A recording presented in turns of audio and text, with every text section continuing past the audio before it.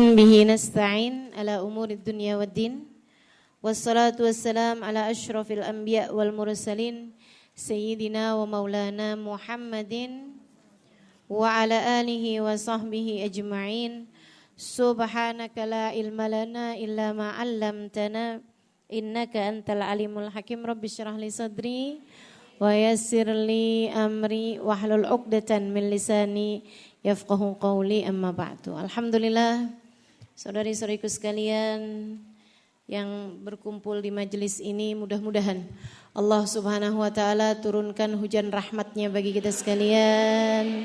Mudah-mudahan Allah karuniakan ilmu yang bermanfaat, ilmu yang menjadi penyebab kebaikan kita dunia dan akhirat, ilmu yang menjadi penyebab kedekatan kita dengan Allah Subhanahu wa taala, kedekatan kita dengan baginda kita Nabi besar Muhammad sallallahu alaihi wasallam, dan kedekatan kita dengan jalan surganya. Amin ya rabbal alamin. Kita hari ini mau belajar mengenai silaturahmi. Gitu ya. Mengenai bagaimana perlakuan kita dengan kaum kerabat kita. Saudaraku sekalian saya muliakan, sebelum kita mulai, judulnya, temanya kerabat adalah tali Allah. Dalam risalah akhlak kepada sesama, mengenai akhlak kita kepada kaum kerabat kita, saudara-saudari kita, paman bibi kita, orang yang masih ada hubungan rahim sama kita, kaum kerabat kita. InsyaAllah mudah-mudahan jadi penyebab baiknya kita terhadap kehidupan kita di dunia sampai di akhirat insyaallah. Amin ya rabbal alamin. Dan sebelum itu, untuk lebih manfaatnya ilmu kita akan baca, niat belajar bersama-sama, kita akan fatihahkan, kirimkan fatihah kepada para arwah dari para ulama-ulama kita, semoga dengan keberkahan mereka Allah Subhanahu wa taala karuniakan kepada kita ilmu yang manfaat. Amin. Mari kita baca. Ibu kalau bareng-bareng bacanya apal apa enggak apal? Apal ya? Yang apal berapa banyak? Banyakan yang enggak? Yaudah kalau gitu ikut saya aja. Bismillahirrahmanirrahim. Nawaitu ta'allum wa ta'lim wal naf'a wal intifa' wal mudhakarah wa tadhkir wal ifadah wal istifadah wal hitha ala tamasuk bi kitabillah wa sunnati rasulillah sallallahu alaihi wa alihi wa sallam wa du'a ilal huda wa dilalata alal khair ibtigha'a mardatih wa qurbih wa thawabih wa husnil khatimah ma'al lutfi wal afiyah wa salahil akibah birahmatika ya arhamar rahimin.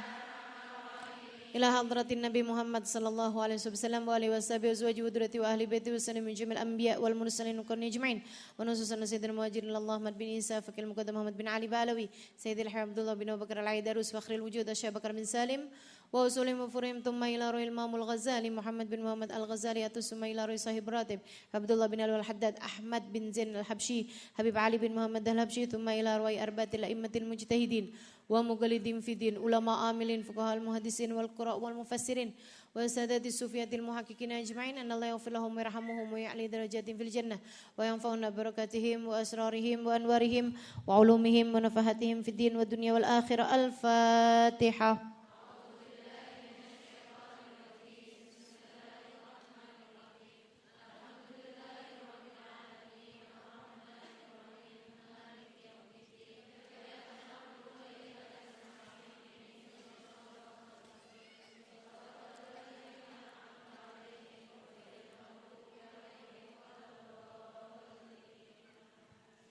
Taqabbalallah minna wa minkum, taqabbal ya karim. Teman-teman saya sekalian yang saya muliakan, yang dimaksud dengan kerabat dalam istilah silaturrahim, gitu ya.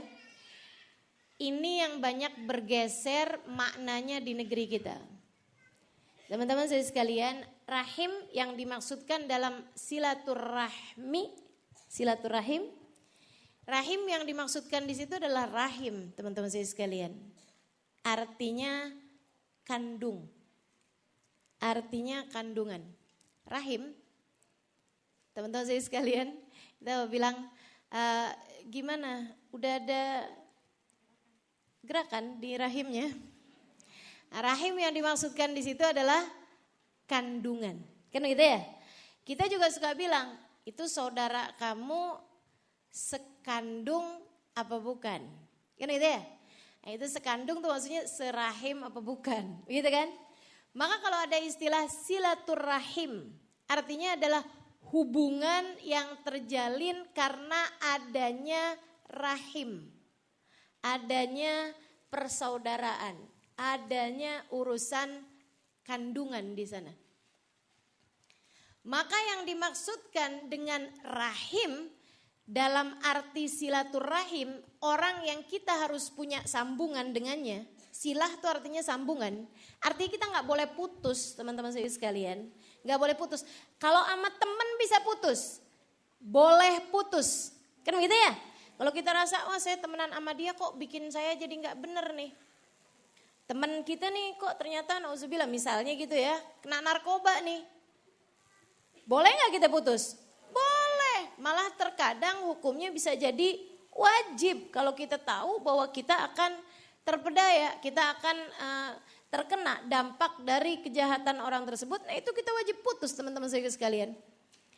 Tapi kalau sama rahim, sama kerabat, kita nggak boleh putus, harus ada silah, harus ada hubungan.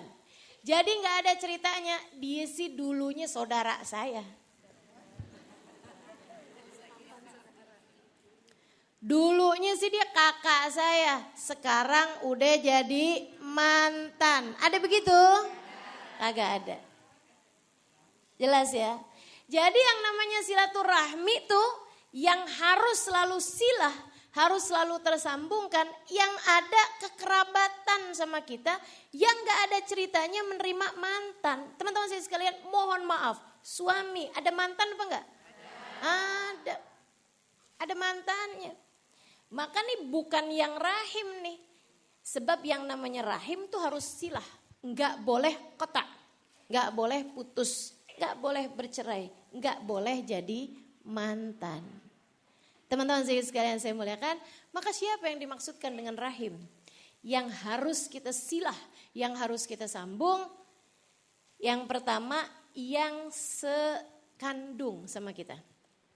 Maksudnya orang yang kita bapaknya sama bapak kita sama ibu kita adalah juga orang yang bapak dia sama ibu dia sama.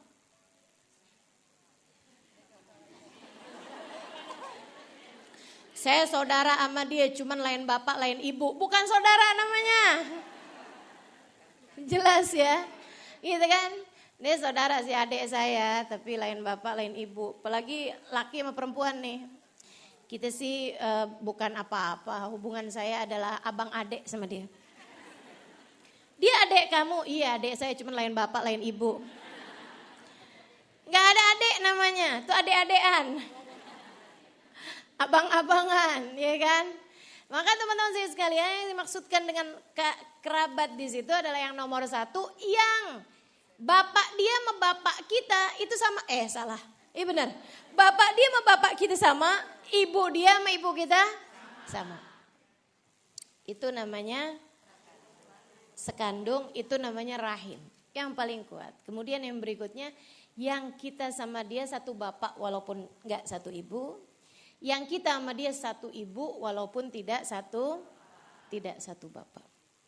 Kemudian yang sudah itu siapa? Nih, anak-anak yang lahir dari saudara kita. Ya, sepupu. anak-anak yang lahir dari saudara-saudari kita. Ah, itu baru benar. Makanya kalau mau jawab itu dipikir dulu. Udah jawab paling keras salah juga. Saya bully itu nanti. Baik, anak dari saudara-saudari kita namanya tuh yang kedua ya. Jadi yang pertama adalah saudara. Saudaranya yang sekandung lebih akrab. Al-akrabul akrab. Kan itu ya? Dahulukan yang terdekat dari yang dekat. Nah ini saya mau sampaikan yang terdekat, yang sekandung. Kemudian yang sebapak, kemudian yang seibu. Kenapa yang sebapak lebih dekat? Karena benihnya dari dia.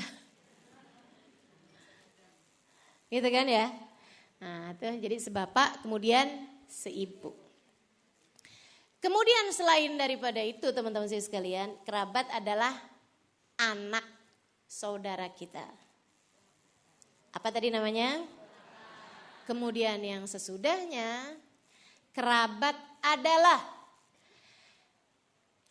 yang ibu kita lahir satu rahim dari dia.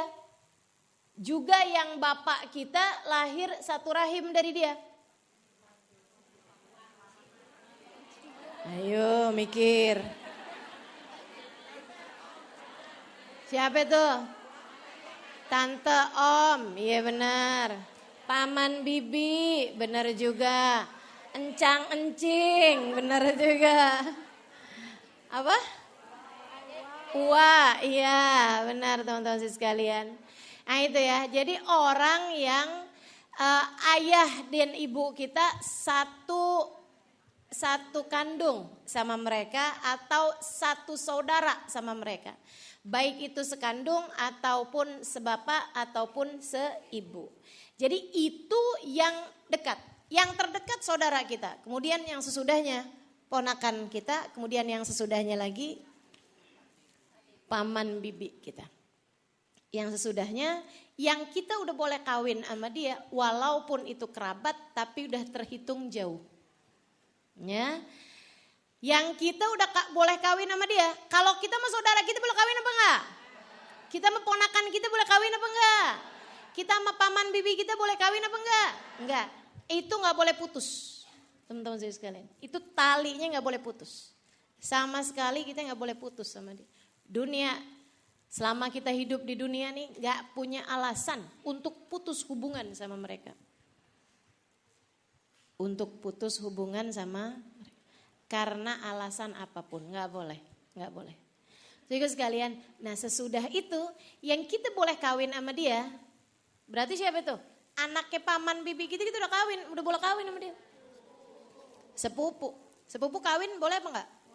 Boleh. Sepupu jadi suami, gitu ya? Nah itu boleh, begitu kan? Walaupun itu kurang baik, teman-teman saya sekalian, ya karena hubungannya terlalu dekat. Kalau anaknya sepupu, itu udah jauh. Udah jauh tuh anaknya sepupu. Jadi anaknya sepupu tuh kayak perkawinannya Sayyidina Ali dengan Sayyidah Fatimah Zahra. Itu udah bagus. Maksudnya yang sepupu banget sebaiknya dihindari. Tapi kalau udah yang anaknya sepupu, itu gak apa-apa. Bagus itu. Kalau sepupu banget, itu Imam Ghazali bilang dalam kitabnya, terlalu dekat hubungannya, apalagi kalau bapak sama bapak. Saudaranya, maksudnya sepupuannya itu dari arah bapak sama bapak, gitu ya. Bapak sama bapaknya bersaudara, bapak dia sama bapak kita bersaudara, kita kawin sama sepupu kita, yang bapak dia adalah paman kita, begitu kan, dari sebelah bapak. Nah, ini teman-teman saya sekalian, dikhawatirkan anaknya kurang pinter. Biasanya suka begitu katanya Imam Ghazali. Nah, jadi udah deh cari yang lain aja dah. Kita kawin sama orang lain aja anak kita belum tentu pinter.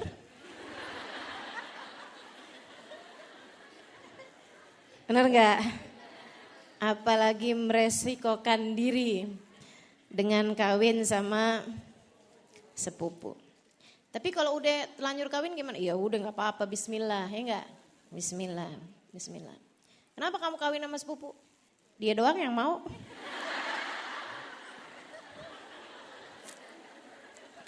Ya udah, pemudi KT ya enggak?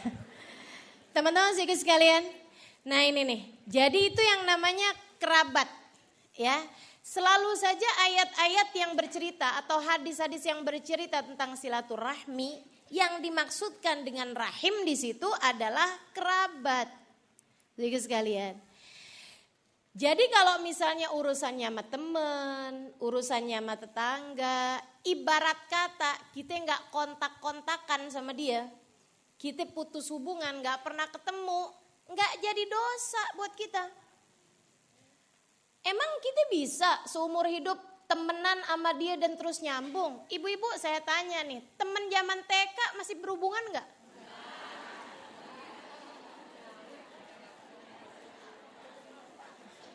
Udah nggak tahu kita. Ini saya sampaikan karena banyak banget orang tuh yang suka nanya sama saya kayak begini, Ustadzah diundang reunian. Gimana ya Ustadzah, saya tuh bingung. Kalau saya datang reuniannya dalam rangka buka bersama bulan puasa. Kalau saya datang, saya jadinya akhirnya buka puasanya enggak sama keluarga, yang akhirnya kemudian sholatnya kadang juga suka berantakan, sholat tarawehnya akhirnya jadi enggak jelas, gitu kan ya. Kemudian juga yang lebih masalah lagi saya ketemu sama yang bukan mahram, mantan. Saya enggak lagi mau nyebut mantan loh ini. Emang ibu-ibu ada yang kalau reunian ketemu mantan? Baru tahu saya. Itu kalau urusannya kayak begitu hadir reuniannya bisa haram loh itu. Takutnya CLBK.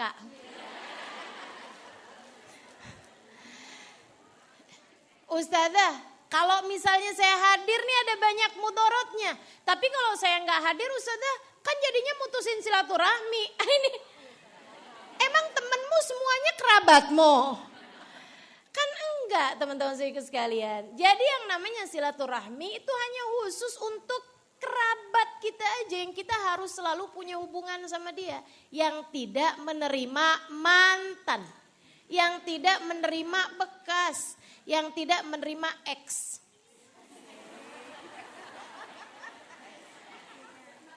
Ex. Kalau teman masih bisa nerima ex, kan gitu ya? Suami masih bisa menerima ex. Nah ini tapi kan kalau saudara nggak ada ex-nya teman-teman saya sekalian.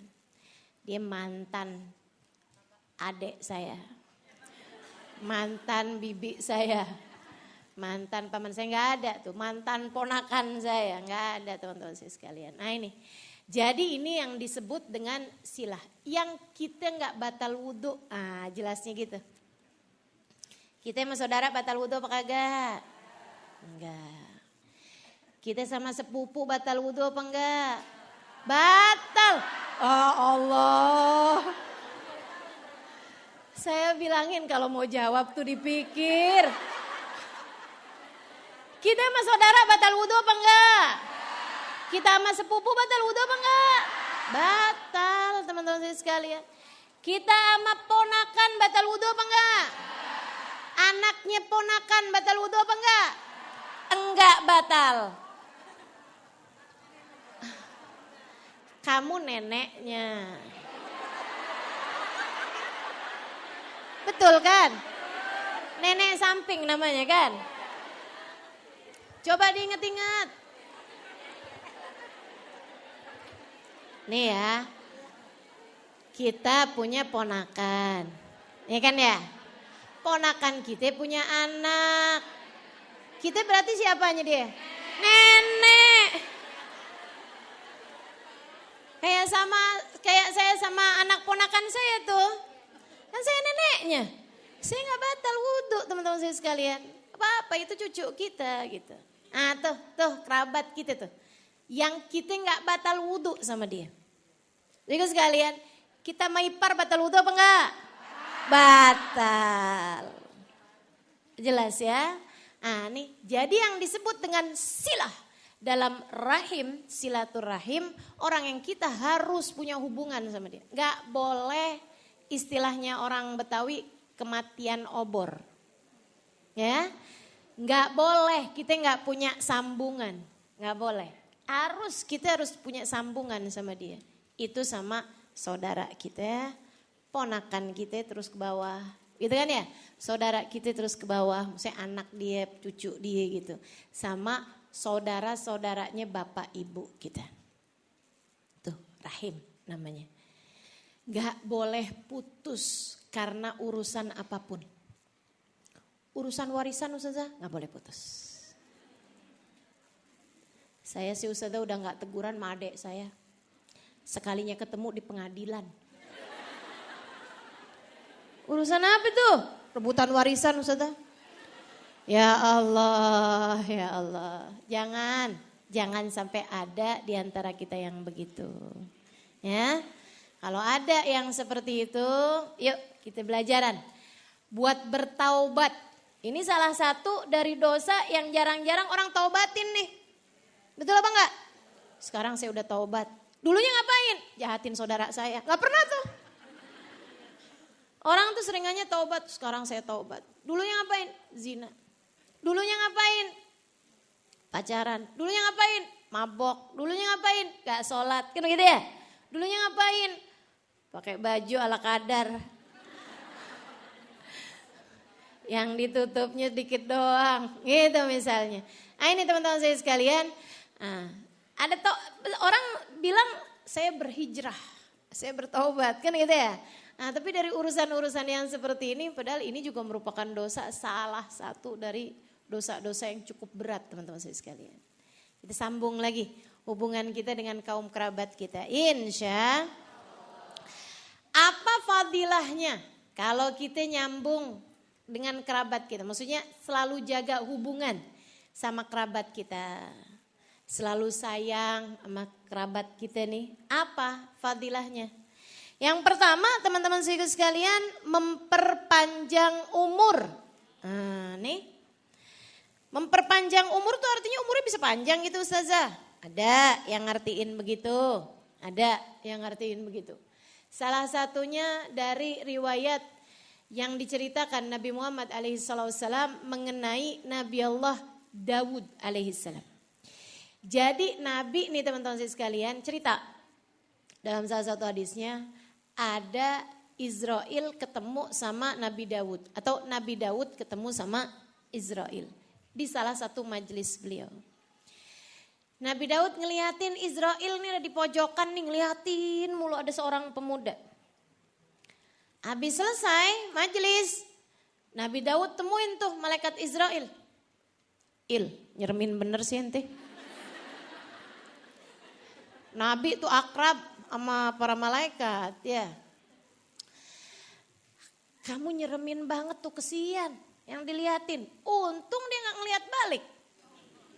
Ikan dia gak lihat. Teman-teman emang lihat kalau Israel lagi liatin? Saya ulangin ya.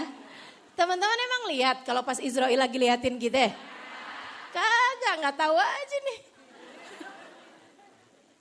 Malaikat Israel tuh suka liatin, udah pantas belum? Jadi sekalian saya muliakan, katanya Nabi Daud kesian banget tuh orang kamu liatin pakai begitu.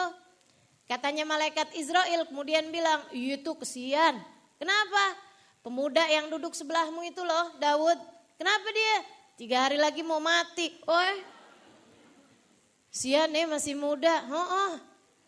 Saya disuruh nyabutnya nanti 3 hari lagi.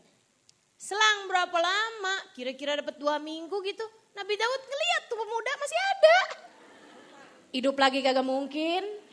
Malaikat Israel lupa gak mungkin. Gak ketemu gak mungkin. Kan gitu ya. Salah nyabut nyawa apalagi gak mungkin. Jadi begitu Nabi Daud ketemu lagi sama malaikat Israel nanya.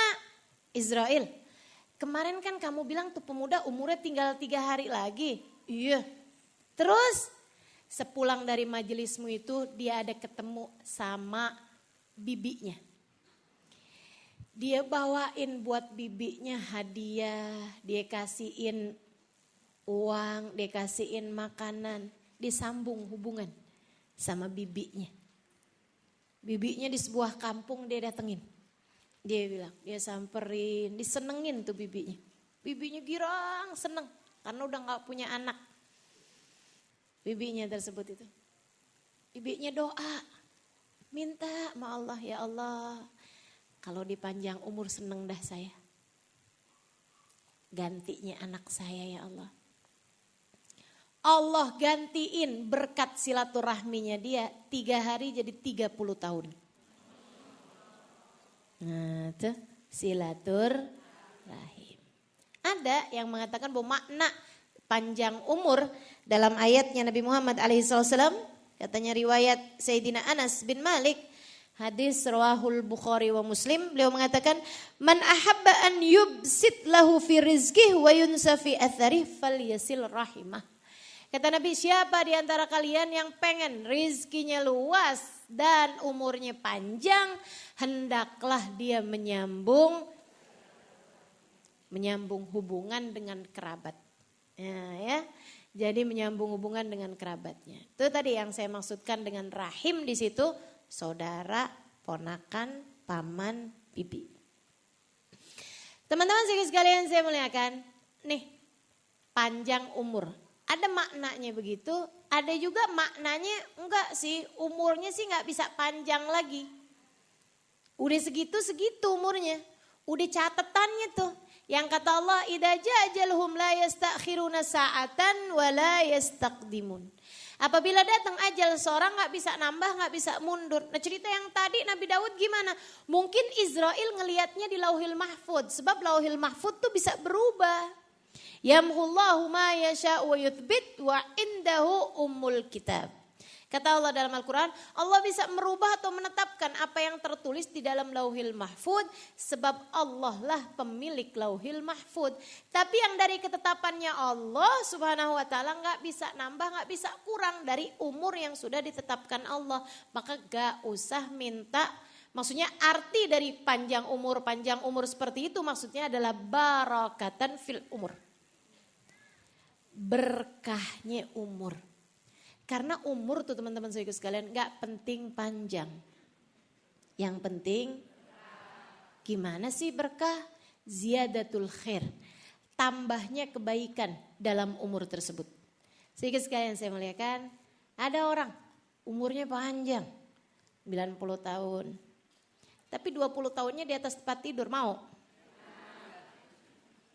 Mau? Ada orang umurnya panjang tapi buat manjangin daftar dosanya. Mau? Enggak. Itu namanya orang yang umur panjang tapi enggak berkah. Nah, kita nih yang kita minta bukan umur panjang teman-teman saya sekalian. Tapi umur yang berkah. Sebab ada banyak orang-orang umurnya enggak terlalu panjang. Tapi karena berkah tersisa hidupnya panjang di bumi. Namanya masih terus panjang di bumi meskipun orangnya sudah berada di dalam tanah.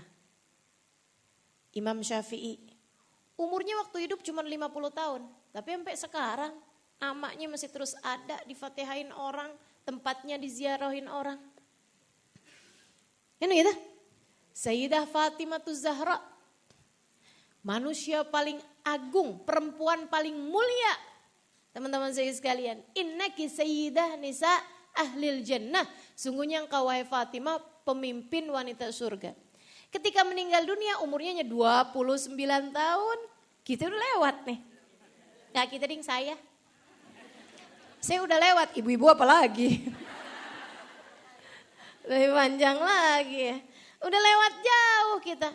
Nah ini makanya yang kita minta adalah barakah dalam umur.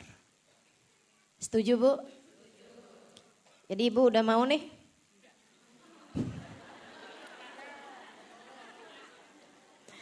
Belum ya. Karena masih mau berbekal insya Allah. Jadi teman-teman saya sekalian saya muliakan. Tuh siapa yang kepengen umurnya panjang. Baik umur panjang itu memang umurnya yang panjang. seperti pendapat sebagian ulama, atau bisa juga yang umurnya berkah, dua-duanya sama-sama baik, kan gitu ya. Nah, kita kalau kepengen seperti itu, maka sambung silaturahmi. Kaum kerabatmu baikin, saudara-saudaramu baikin, gitu. Kemudian yang kedua fadilahnya lagi teman-teman saya sekalian. Fadilahnya adalah untuk memberkahi rizki. Kenapa sih Nabi nyebutnya urusan rezeki sama urusan umur? Karena ini memang nih yang paling banyak diminta sama hamba-hambanya terhadap urusan dunia. Kita kalau urusan dunia kan banyak minta gitu kan. Pengen berpanjang umur, sehat badan, kan gitu. Nah nih, jadi teman-teman saya sekalian, ini juga Nabi Muhammad bilang siapa yang kepengen rizkinya lapang dan umurnya panjang, hendaklah dia jaga hubungan dengan kerabatnya. Maka saudara sekalian, jagain hubungan, baikin sama saudara. Walaupun dia gak berbuat baik lagi sama kita, gak ada urusan. Kenapa gitu? Karena yang kita minta bukan balasan dari dia. Yang kita minta adalah balasan dari Allah. Berupa apa? Rizki yang berkah, umur yang panjang. Rizkinya lapang. Rizkinya cukup. Kalau lagi perlu ada aja gitu. Nah nih, rizki yang berkah tuh bukan yang banyak gitu. Yang ampe luber-luber. Yang ampe duitnya kagak ada serinya. Belum dipotongin duitnya. Bukan yang begitu teman-teman sekalian. Bukan yang kemudian sampai bisa kebeli gitu kan. Pesawat terbang. Enggak yang begitu. Bukan yang rumahnya sampai orang kalau datang nyasar-nyasar. Perlu pakai map di rumahnya. Dari gedenya rumahnya. Enggak gitu. Jadi yang namanya rizki yang lapang, rizki yang berkah, rizki yang luas teman-teman saya sekalian. Bukan yang kayak begitu. Rizki yang lapang yang dimaksudkan dengan silaturahmi nih bisa memperluas rizki kalau perlu ada. Kita kepengen pergi majelis gak numpang sama orang. Allah kasih kendaraannya enak. Betul gak? Tuh. Kita kepengen gak diributin lagi sama tagihan sewa rumah. Allah kasih duitnya. Gitu. Udah kepengen nih pergi haji. Dikasih uangnya. Gitu kan? Cukup. Waktunya kita pengen pergi kemana cukup. Aku pengen liburan. Kemana? Indomaret. Itu bukan liburan.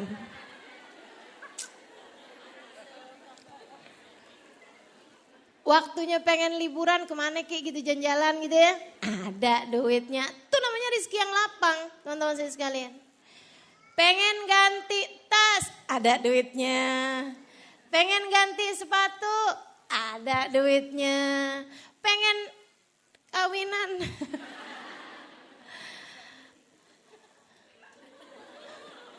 Ya, mau ngawinin anak. Iya nih kan, pengen bikin pesta buat anak biar seneng. Kan begitu Ibu ya? Pengen buat cariin bajunya, beliin seperangkat perhiasannya. Ada duitnya.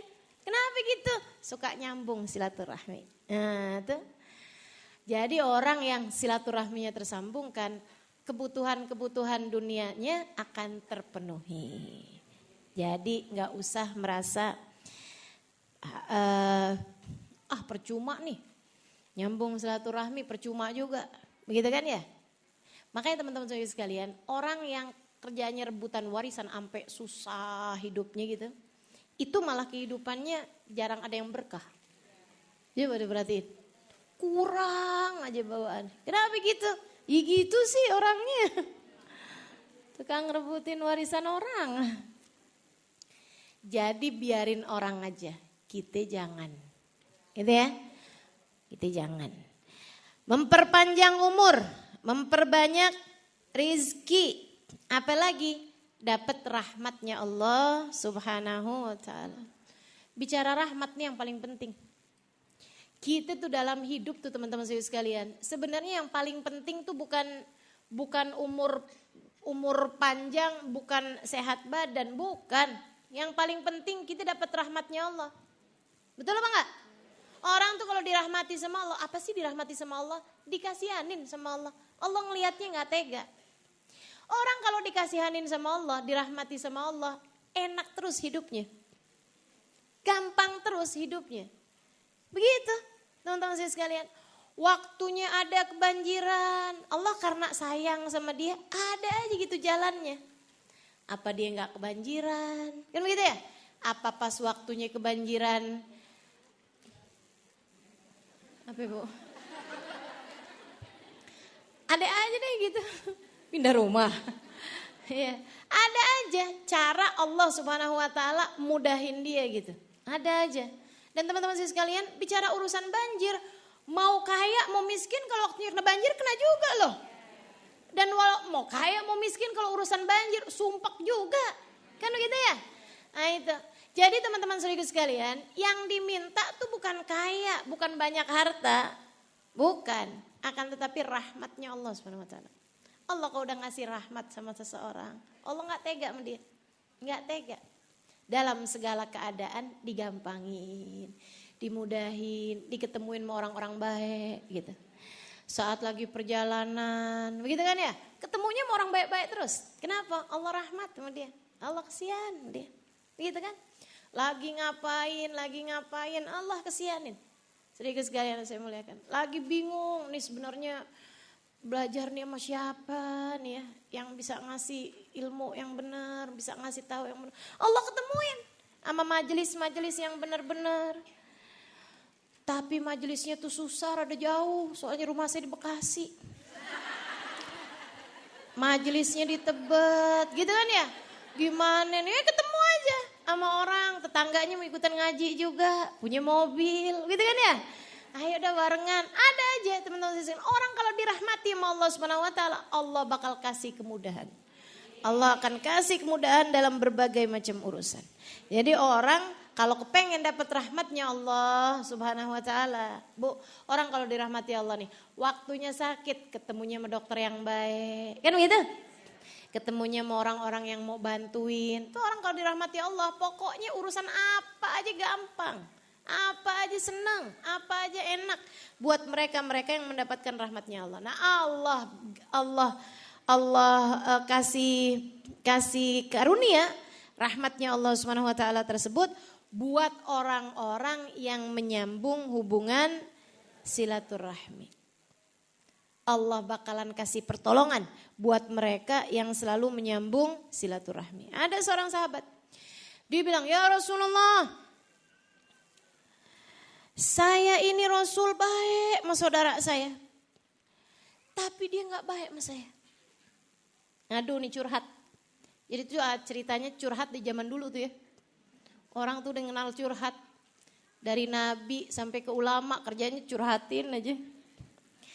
Dia bilang, "Wahai Rasul, saya ini udah baik sama saya punya saudara. Tapi dia gak baik sama saya Rasul.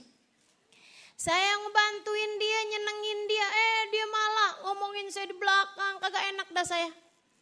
Gimana nih Rasul? Nabi Muhammad bilang, kalau emang bener yang kamu omongin, kadang-kadang soalnya itu cuma perasaan kita doang. Makanya Nabi udah bilang, kalau bener yang kamu omongin, kalau bener yang kamu omongin, itu sama aja dengan kamu sedang menyuapi saudara kamu pasir panas. Kita nyuapin saudara kita pasir panas, sembuhin. Dia kemudian bukannya nerima, tapi malah nyemburin. Nyemburin akhirnya malah kita yang gak enak kan gitu ya. Teman-teman sekalian, Nabi mengibaratkannya seperti itu, tapi katanya Nabi, tenang. Innallaha dhahirun 'alaik. Allah pasti akan selalu menolongmu. Gitu.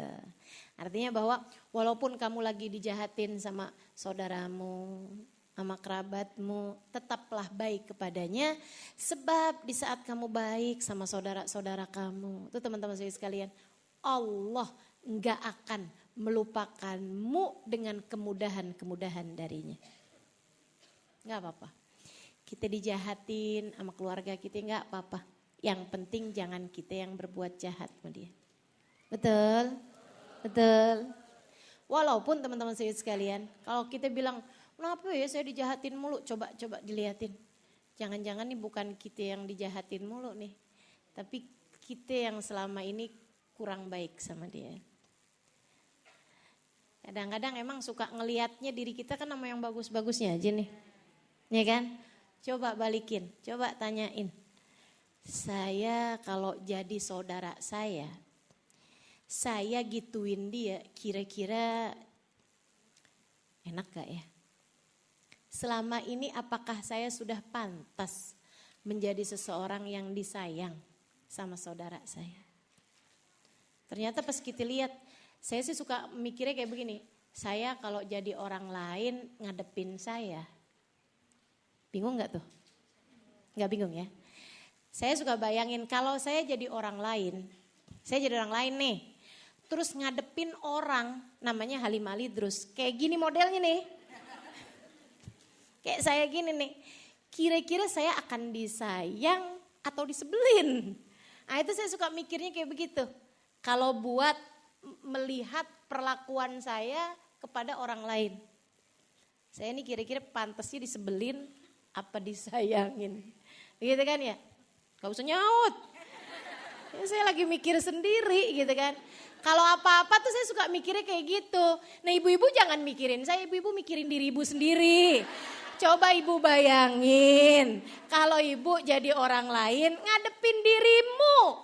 Kira-kira dirimu ini pantas disayang apa pantas disebelin gitu. Jelas? Nah tuh ya. Sebab orang tuh kalau misalnya dia udah buat baik sama orang lain, udah bener, tingkahnya udah bener, akhlaknya udah bagus. Tapi ternyata kemudian orang tersebut tidak membalas kebaikannya, malah justru berbuat keburukan-keburukan. Nih sama Nabi Muhammad dikasih tahu, nggak apa-apa kata Nabi, sebab Allah akan tolong kamu. Nggak usah minta pembelaan. Lagi ada ini nih, lagi ada apa namanya, slack sama saudara kita, gitu ya. Lagi ada konflik sama saudara kita. Jangan kemudian main kubu-kubuan, main perang antara Cina sama Amerika. Jangan teman-teman saya sekalian, ntar takutnya kena virus corona. Enggak usah, jangan. Jadi kalau kemudian ada yang enggak enak, dicarikan solusinya. Jangan kemudian kita main yang ini ngebloknya ke sini, yang ini ngebloknya ke sini. Jangan. Siapa yang mau diblok-blok itu saudara kamu, satu rahim sama kamu. Kamu sama dia pernah berada dalam rahim yang sama. Masa mau main kayak begitu? Jangan teman-teman saya sekalian, sambung. Kemudian fadilahnya yang berikutnya, ini fadilah urusan akhirat. Apa itu? Dukhulul jannah, masuk surga. Sebab Nabi Muhammad bilang, la yadkhulul jannah qati' rahim. Allah gak akan masukin ke dalam surga orang yang selalu memutuskan silaturahmi. Yang putusin silaturahminya dengan kaum kerabatnya, dijahatin keluarganya, dia gak mau kenal saudaranya, putus hubungan sama saudaranya atau sama bibinya, sama pamannya, sama ponakannya, begitu ya. Nah ini teman-teman saya sekalian, Allah gak akan masukin dia ke dalam surga. Na'udzubillah min dzalik.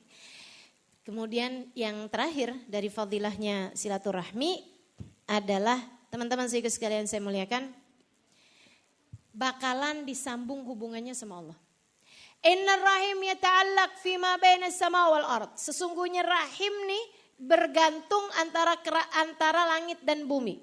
Tali hubungan silaturahmi ini bergantung antara langit dan bumi. Dan dia berkata, ya Allah, siapa yang menyambungku, sambungkanlah dia. Ya Allah, siapa yang memutuskan aku, maka putuskanlah dia. Dan teman-teman sekalian, kalau udah diputus sama Allah, ya Allah. Kebayang, kalau udah putus tuh kayak gimana rasanya. Nggak punya hubungan. Tapi bukan sama orang, sama Allah Subhanahu wa taala. Allah putusin. Aku enggak peduli deh sama kamu. Ya Allah, serem bener. Kalau dia susah Allah enggak mau bantu. Kalau dia dalam keadaan apapun Allah enggak peduli. Kesian. Hatinya selalu sengsara, hidupnya selalu menderita. Masya Allah. Walaupun kadang duitnya banyak, tapi ini hatinya enggak tenang terus-terusan. Kenapa? Allah udah putus hubungan sama dia. Dia kirain tuh hatinya enggak seneng karena dia kurang banyak jalan-jalan ke luar negeri. Waduh, di jalan mulu tuh keluar negeri. Ternyata sampai di luar negeri sama aja hatinya sumpek lagi. Masalahnya bukan karena kurang banyak jalan-jalan. Tapi masalahnya karena Allah udah putusin talinya dengan orang tersebut. Kenapa dia putus talinya sama Allah? Karena dia memutuskan talinya sama saudaranya. Karena dia memutuskan hubungan dengan kaum kerabatnya. Nah nih makanya teman-teman sekalian ya kita kepengen biar Allah Subhanahu wa taala tolong kita. Kita kepengen biar Allah kasih berkah harta kita. Kita pengen biar Allah kasih berkah umur kita. Kita pengen Allah Subhanahu wa taala selalu merahmati kita dimanapun.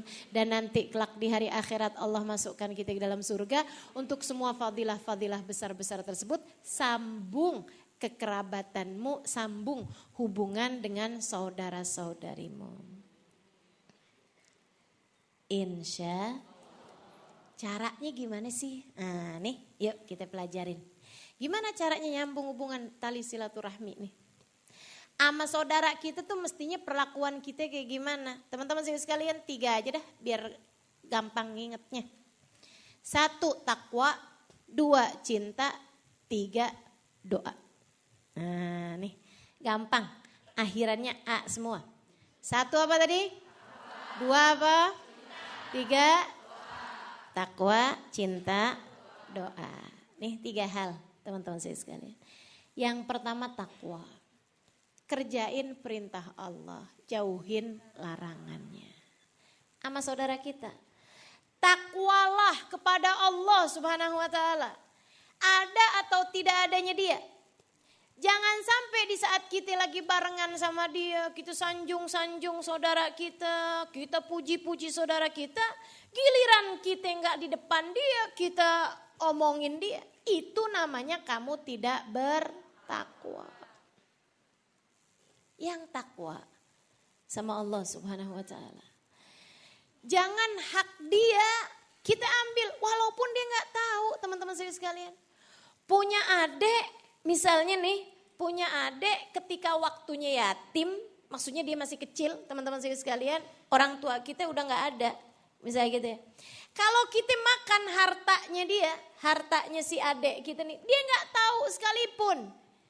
Akan tetapi teman-teman saudaraku sekalian, dia tahu, dia gak tahu, Allah tahu. Maka bertakwalah kepada Allah dalam urusanmu dengan kerabatmu. Dia gak tahu gak apa-apa, Allah tahu. Saudariku sekalian, bertakwalah kepada Allah. Berbuat baiklah, gak dihargai, gak apa-apa. Karena masalahnya bukan antara kamu sama dia, antara kamu sama Allah Subhanahu wa ta'ala. Begitu ya, yang takwa sama Allah. Jagain aturan-aturan yang Allah Subhanahu wa ta'ala kasih. Tahukah dia? Tidak tahukah dia? Tetap aja. Allah Maha tahu. Allah Maha tahu. Lagian ya teman-teman sekalian. Kalau bukan kita yang nyayangin saudara-saudara, kita siapa lagi? Apalagi kalau orang tua udah gak ada. Kan begitu? Yang orang tuanya masih ada aja kayak saya gitu. Saya ngerasanya tuh kalau bukan saya yang nyayangin saudara, saya siapa lagi?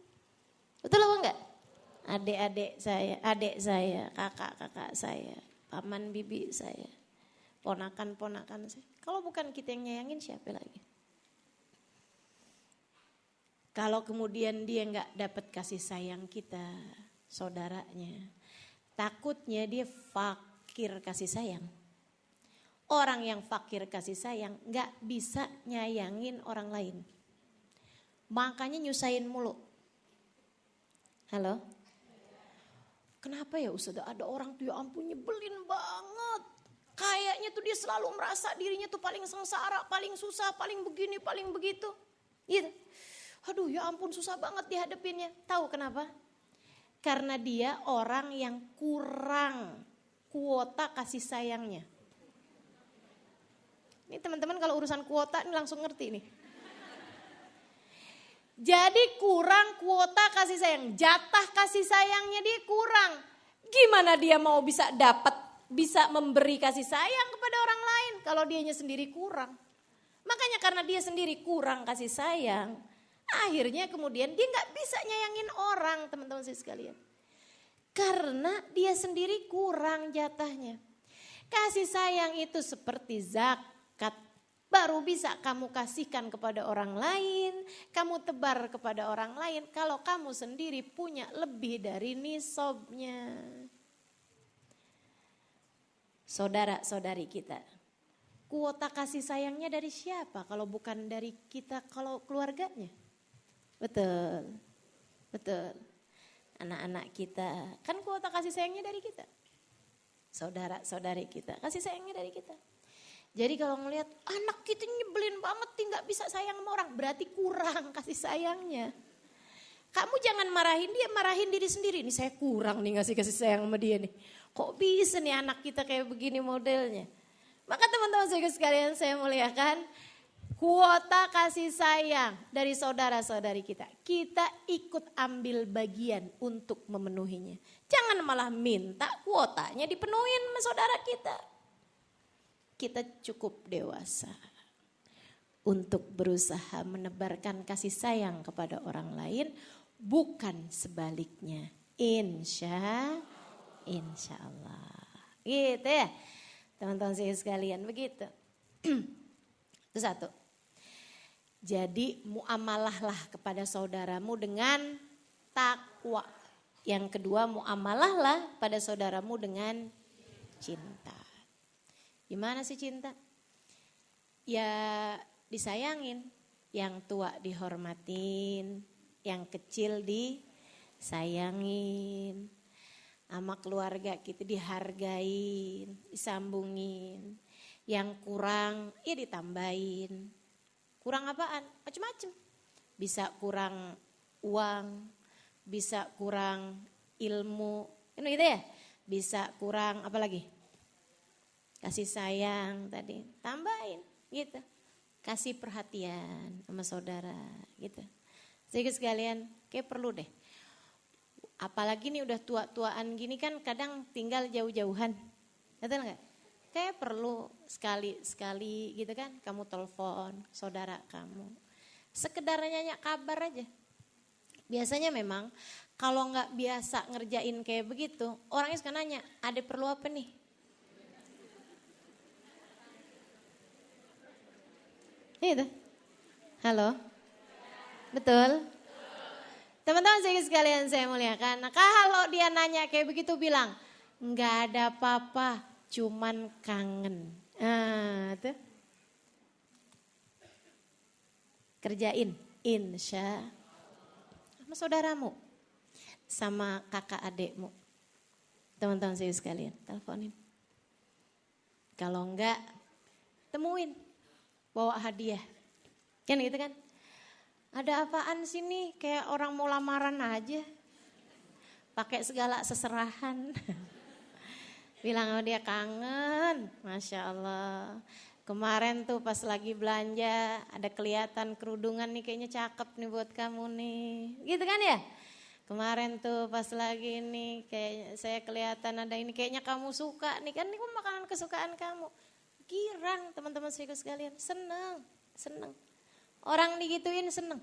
Maka yuk, kita jangan berbuat kayak begitu sama orang kalau ada maunya doang. Iya kan? Sama saudara kita ada maunya juga. Maunya kita gak kelihatan. Maunya kita rahmatnya Allah. Maunya kita kasih sayang Allah. Maunya kita pertolongan Allah. Maunya kita biar kita lapang rizki, biar kita panjang umur. Banyak maunya noh, banyak maunya. Maka kerjakan yang Allah Subhanahu wa taala mau. Kerjain, insya. Tunjukin cinta, teman-teman sekalian. Tunjukkan cinta. Dan orang tuh bahasa cinta itu memang beda-beda sih ya setiap orang. Ada yang bahasa cintanya dengan kata-kata. Kayak yang saya pernah sampaikan dalam urusan anak. Bahasa cintanya orang tuh termasuk anak kita, suami kita, saudara-saudari kita, orang-orang yang kita sayang itu teman-teman sekalian bahasa cintanya beda-beda. Ada yang bahasa cintanya dengan kata-kata. Nah kalau kayak begitu kita lihatin nih saudara kita nih. Oh dia bahasa cintanya dengan kata-kata. Sampaikan kepadanya kata-kata yang bagus-bagus, yang manis-manis. Gitu kan? Ya Allah saya tuh beruntung banget deh punya saudara kamu. Gituin, gitu ya. Tapi itu bohong Ustazah, karena saya gak merasa kayak gitu. Nah, kalau kamu merasa kayak begitu, kamu harus bertanya sama dirimu. Kenapa kok bisa gak merasa beruntung punya saudara dia? Jangan-jangan dia juga merasa kayak begitu sama kamu. Kan gitu ya. Saudara sekalian saya muliakan, sampaikan bahasa-bahasa yang indah sama saudaramu itu. Saya beruntung punya saudara seperti kamu. Ya ampun, kalau gak ada kamu kayak susahnya kayak apa nih saya. Gitu kan ya? Susahnya apa? Pasti susah banget nih saya kalau gak ada kamu, Masya Allah. Gituin teman-teman saya sekalian. Saudaramu perlu dengar kayak begitu. Saudaramu perlu dengar kayak begitu. Saya kangen, saya sayang. Kamu adalah saudara terbaik yang saya punya. Begitu kan ya? Jangan terus banding-bandingin sama yang lain-lain. Kalau sama dia itu saya kurang gimana? Wah tuh jangan gitu. Maksudnya sampaikan bahasa-bahasa yang ini. Kalau bahasa cinta dia adalah bahasa kata-kata. Ada juga yang bahasa sentuhan gitu kan ya. Kita punya adik tuh seneng. Kalau disentuh seneng dipelukin gitu kan ya. Misalnya gitu. Tapi ya ada umur-umurnya juga teman-teman saya sekalian. Kita punya abang main cium-cium. Nah gitu juga kan gitu. So, ada juga yang bahasa cintanya itu adalah dengan hadiah. Kata Nabi Muhammad tahadau tahabu, saling beri hadiahlah kalian maka kalian akan timbul cinta. Kemudian lagi ada yang bahasa cintanya adalah pelayanan. Maksudnya kita bantuin, kita ikut mikirin gitu ya. Kita ikut mikirin, kita ikut bantuin begitu ya. Nah, ada tuh yang kayak begitu. Maka silahkan lihat-lihatin. Ada juga yang bahasa cintanya adalah waktu. Waktu. Dia senang kalau bisa barengan gitu kan ya. Waktu bahasa cintanya. Nah ini maka teman-teman sekalian kita berikan tiap orang cinta kita.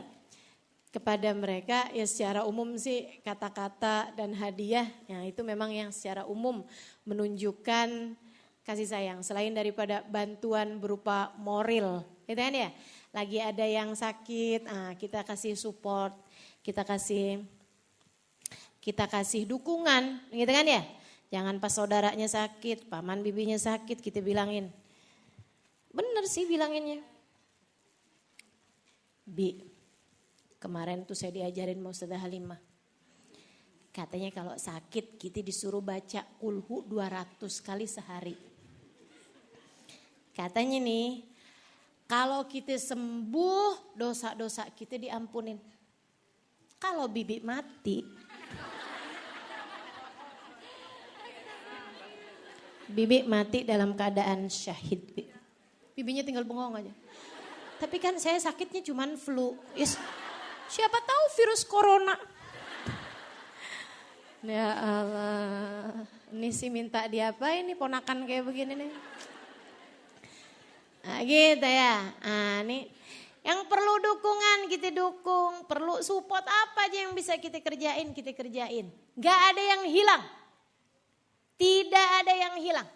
Semua kebaikanmu tidak ada yang hilang. Teman-teman saudaraku sekalian, tidak ada yang hilang. Dari dunia sampai di akhirat. Bahkan saya dapetin sebuah hadis, ada beberapa dosa yang segera dibalesnya di dunia sebelum di akhirat. Uququl walidain, durhaka orang tua. Kan gitu? Kita lihat kan, durhaka sama orang tua cepet banget balasannya. Birru abakum tabirrukum abnaukum. Berbaktilah kamu sama orang tua, anak-anak kamu bakalan bakti sama kamu. Itu balasannya paling cepet banget. Mau dosa, mau pahala sama aja, sama-sama cepetnya. Bakti sama orang tua dibalas sama Allah Subhanahu wa taala dengan segala kebaikan di dunia. Durhaka sama orang tua cepet banget dibalas sama Allah Subhanahu wa taala dengan kedurhakaan. Yang kedua, teman-teman saudaraku sekalian, dosa yang dipercepat balasannya di dunia sebelum di akhirat, al-zulm, kezaliman. Makanya yang bakar-bakar hutan, yang korupsi, berbuat kezaliman kepada rakyat, enggak usah khawatir. Liatin aja. Dari dunia sebelum di akhirat, Allah pasti sudah akan kasih DP balasannya. Dari dunia nih, sebelum di akhirat. Itu yang segitu bahayanya, segitu kita lihat kehidupannya enggak enaknya luar biasa. Disebabkan karena kezalimannya kepada orang, karena korupsi dan lain sebagainya, teman-teman saya sekalian. Nih baru dunia kita lihat, ya Allah sengsaranya, naudzubillah, tuh baru DP. Enggak nyampe 2,5%. Di akhirat lebih lagi balasannya, naudzubillah min dzalik. Yang ketiga, katanya Nabi Muhammad, dosa yang dipersegerakan balasannya dunia sebelum akhirat.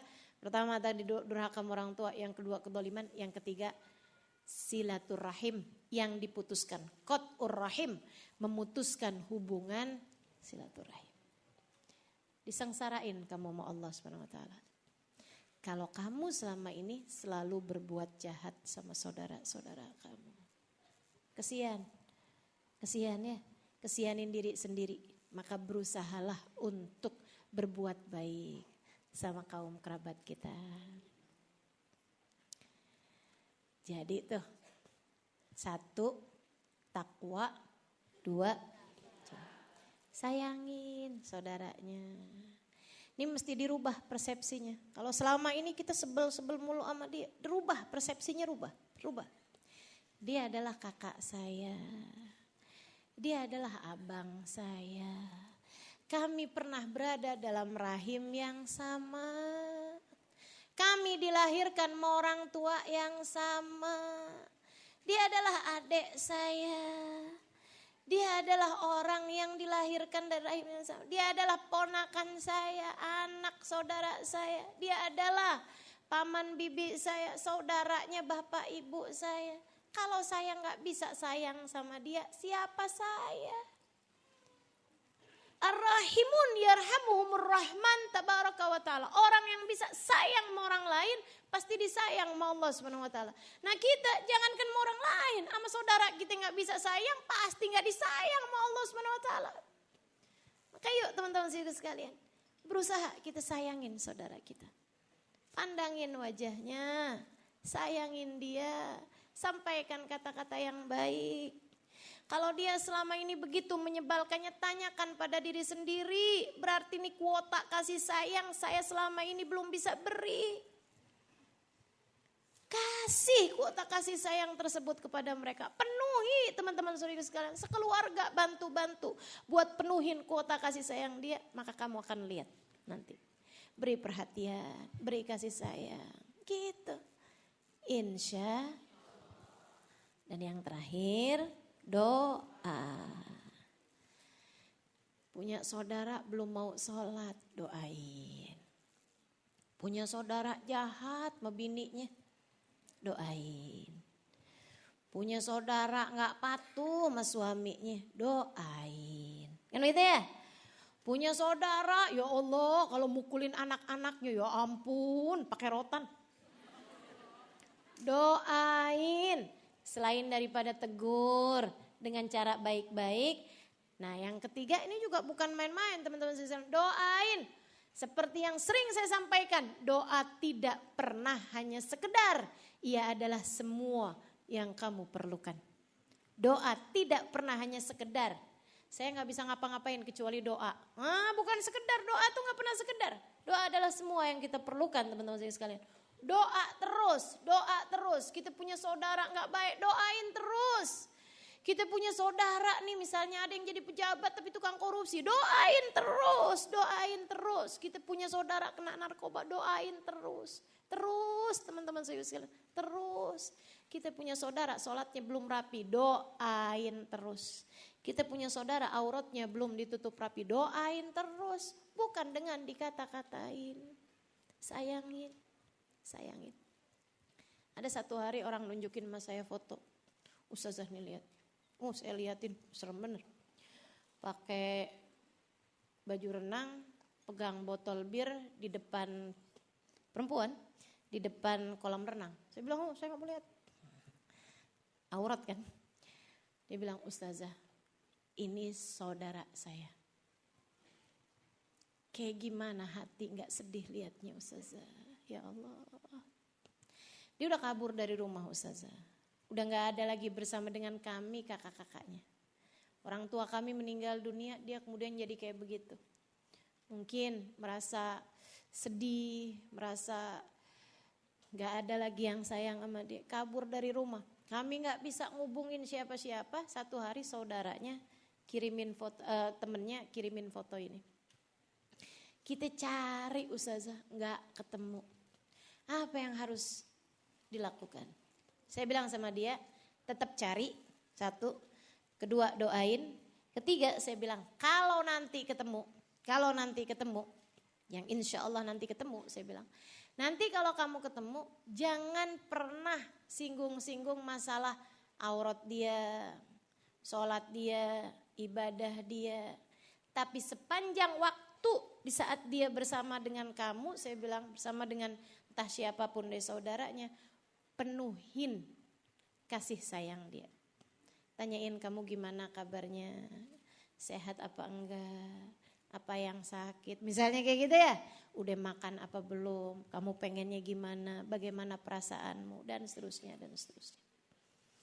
Saya sampaikan, kenapa orang bisa begitu sedih, begitu menyebalkan, begitu terjerumus dalam jurang maksiat dan sebagainya. Karena dia merasa hatinya itu begitu banyak yang gak enak teman-teman sekalian. Hati ini kayak tempat, kalau kamu banyak penuhin sampah yang dimasukin, lama-lama busuk, baunya busuk, dan itu akan tampak dari perlakuan yang tidak baik. Maka kalau ngelihat orang pelakuannya kurang baik, berarti kalau memang hatinya banyak sampah.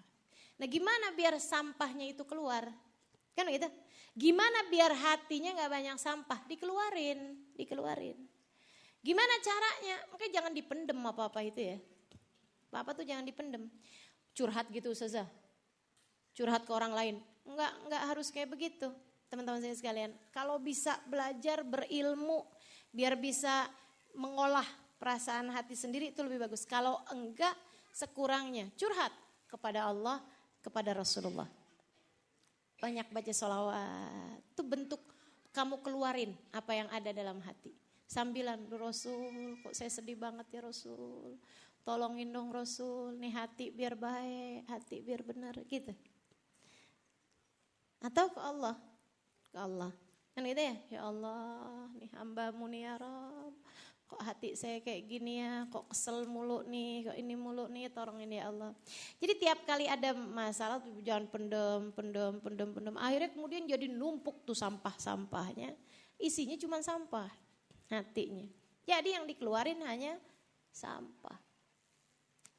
Saudaraku sekalian saya muliakan, dapat berapa bulan kemudian datang lagi sama saya tuh orang. Dia bilang, Ustazah, saudara saya udah ketemu. Saya bilang gimana? Ya Allah Ustazah sedih banget tuh Ustazah.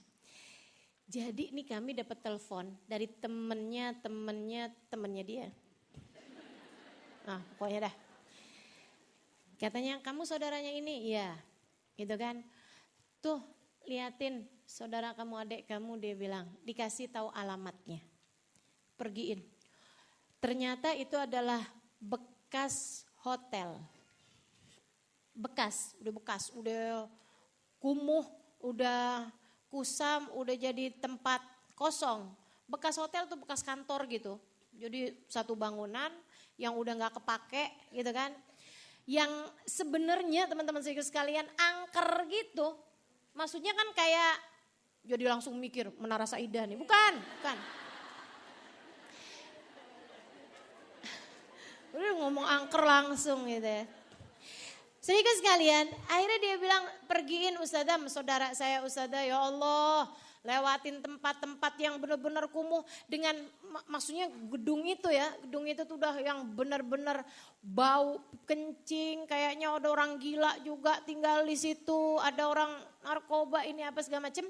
Dia bilang sampai kakak saya dikasih lihat gitu kan, tanya-tanya sama orang di situ yang lagi narkoba, lagi apa gitu. Dia bilang kenal nggak sama ini gitu kan. So, akhirnya ada yang ngasih tahu juga. Dia bilang dia buka satu kamar. Adeknya nih udah berbusa-busa tanpa ada selembar benang pun di tubuhnya. Narkoba, overdosis. Teman-teman saya sekalian dalam keadaan udah kayak begitu. Dia ambil sama dia, buka dia laki-laki kan, dia bukain sebagian bajunya, pakai nutupin si adeknya, dia ambil adeknya udah kurus, padahal cantiknya luar biasa. Dikurus, dia ambil sama dia dibawa, ditaruh gitu, dibopong sama dia tuh si adeknya, bawa pergiin ke rumah sakit. Teman-teman sekalian, saya bilang sama dia, udah deh kamu tinggal kerjain apa yang saya sampaikan waktu itu. Kan sekarang udah ketemu. Nah, saya sih berharap dengan saya ceritakan kita doain bareng-bareng. Mudah-mudahan bisa kembali ke jalan Allah Subhanahu wa taala. Karena teman-teman saya sekalian, apalagi kalau orang tua udah meninggal dunia, anak-anak jadi beban mereka. Kan begitu ya? Kalau kemudian anak pada enggak akuran, anak pada beranteman, anak pada berada di jalan yang salah, itu orang tua dalam kuburnya sedihnya luar biasa. Sedihnya luar biasa. Ibu-ibu bayangin aja sekarang. Yang pada punya anak, ibu udah meninggal dunia, anak-anak kemudian gak akur, saling mencelakakan satu sama lain, saling gak peduli sama lain, kayak apaan sedihmu. Nah, nih. Maka teman-teman saya sekalian, yuk kita sambung kerabatan kita sama saudara kita. Tunjukin sayang kita sama dia. Tunjukin betapa dia berharga buat hati kita. Betapa dia adalah hadiah yang Allah Subhanahu wa taala berikan dalam kehidupan kita. Kalau dia sedang menyebalkan, itu adalah disebabkan karena banyaknya sampah-sampah yang ada di dalam hati dia. Keluarin. Jadilah tempat curhat yang baik baginya. Bagaimana perasaanmu, Dek? Bagaimana perasaanmu, Kak? Ayo Kak cerita sama saya Kak, gak apa-apa kok Kak, saya gak akan menghakimi, saya gak akan berbuat buruk sama kamu. Ayo coba gimana? Tanyain. Jadilah sahabat yang baik buat saudaramu. Seperti yang tadi saya sampaikan, gak ada yang hilang. Allah talinya akan terulur untukmu. Allah Subhanahu wa taala akan membuatmu berada dalam keridhaan Allah Subhanahu wa taala selagi kamu menebarkan kasih sayang kepada siapapun yang ada di atas muka bumi ini, terutama mereka-mereka yang masih kerabat sama kita. Doain terus saudara-saudaramu. Saat kamu berada dalam tempat-tempat yang mustajab, doain. Maka ya teman-teman sekalian, kita akhiri majelis kita dengan kita baca suratul Fatihah.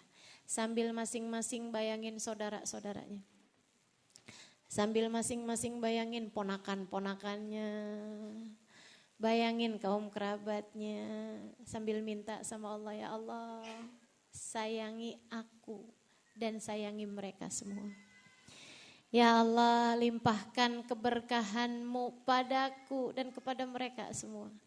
Ya Allah, saudara-saudara saya ya Allah, kasihani mereka ya Allah. Berikan jalan hidayah-Mu untuk kami semua ya Allah. Jadikan kami sebaik-baik saudara bagi saudara-saudara kami. Sebaik-baik bibi bagi ponakan-ponakan kami. Sebaik-baik nenek bagi cucu-cucu kami. Sebaik-baik